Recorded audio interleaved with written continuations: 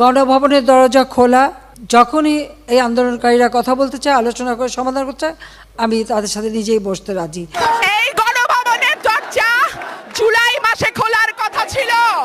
এতগুলো রক্ত ঝরার পরে, 300-র উপরে মানুষ মারা যাওয়ার পরে, হাজার হাজার ছেলে আহত হওয়ার পরে এইসব নাটক আমরা বুঝি না।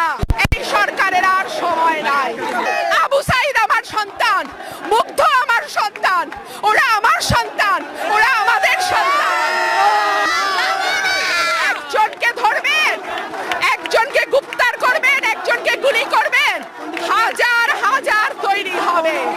কতজনকে গুলি করবেন, কতজনকে গ্রেফতার করবেন? পারবেন না। যতদিন আন্দোলন চলবে, যতদিন এই স্বৈর সরকারের পতন না হবে, আমরা রাস্তা থেকে যাব না। আমার আসার উদ্দেশ্য একটাই, আমি বাংলাদেশের মানুষ, আমি বাংলাদেশের নাগরিক, আমি মুক্তিযোদ্ধা পরিবারের সন্তান। বাংলাদেশের ভাষা আন্দোলন থেকে মুক্তিযুদ্ধ, আমার বাবার অবদান আমি জানি, দেশের মানুষ জানে। আমি কোনো রাজনৈতিক দল হিসেবে আসি নাই, আমি কোনো গোষ্ঠী হিসেবে আসি নাই, আমি একা এসছি। আমার ভাই বোনরা দেখছে আমি একা এসছি, আমার সাথে কেউ আসে নাই, আমি কাউকে ডাকি নাই, আমি কোনো দলকে ডাকি নাই।